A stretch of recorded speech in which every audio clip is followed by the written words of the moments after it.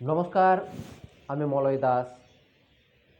দেখতে দেখতে আমাদের 1 বছর অতিক্রান্ত করে ফেললাম। আসছে নতুন বছর, সাদরে বরণ করে নেব আমাদের নতুন বছর। আজকে আবার একটা নতুন কবিতা নিয়ে হাজির হয়েছি। আজকের কবিতা আমার সেই সমস্ত দাদা ভাইদের জন্য, যাদের মনের কোণে আজও লুকিয়ে রয়েছে একটি অপূর্ণ ভালোবাসা, হয়তো ভয়, কিছুটা লজ্জা, হয়তো নিরাশার উদ্বেগ তারা প্রকাশ করতে পারছে না। আজ আমার কবিতার মাধ্যমে চেষ্টা করব তাদের সে মনের ভাবটাকে কিছুটা ফুটিয়ে তুলতে। তাহলে আর বেশি দেরি নয়, চলুন শুরু করি আজকের কবিতা অপূর্ণ ভালোবাসা। কলমে ও কণ্ঠে আমি মলয় দাস। আবারও অতিক্রান্ত করে ফেললাম আর একটি বছর। অহর্নিশ ব্যস্ততায় ঢাকা পড়ে গেল সব অগোচর। সময় চলে গেল, পড়ে রইল আমার না বলা কথা। পারলাম না বলতে আমার অপূর্ণ ভালোবাসা। ভেবেছিলাম তোকে বলবো, হ্যাঁ বলবো আমার দুর্বলতা।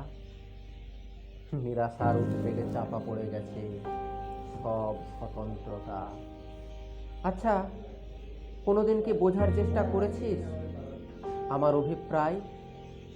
করিসনি। করলে আংশিক প্রেম, আজ পরিণতি পেত নির্দ্বিধায়।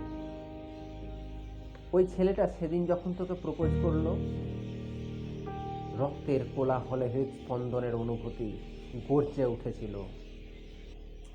কেউ যখন তোর সঙ্গে কথা বলে, পেতে চাই তোর সান্নিধ্য। নীরব দৃষ্টির কাতর প্রতিবাদ দেখেছিস কখনো? এলোকিসি চুলে যখন হেসে কথা বলিস, ফিরে তাকাস ওই মায়াবী চোখে। গোধূলির আলোতে হাজারো অবয়ব মূর্ছিত যায় তোকে দেখে। ইচ্ছে করে দুজনে বসবো নদীর ধারে, হাতে হাত রেখে নিঃশব্দে সন্ধ্যা কাটাবো শান্ত জলে সূর্যাস্ত দেখে। দেখব সীমাহীন স্বপ্ন ওই চোখের গভীরে, খুঁজব বাস্তবের রূপ ওই দৃষ্টির অন্তরে। স্বপ্ন কি হবে সার্থক, নাকি বাস্তবের আশাতে? যেমন কালো মেঘে আবৃত আকাশে বৃষ্টি অনিশ্চিত। আবার আসছে নতুন বছর, বাঁধব নতুন আশা। ব্যক্ত কি আদৌ হবে আমার অপূর্ণ ভালোবাসা? ধন্যবাদ।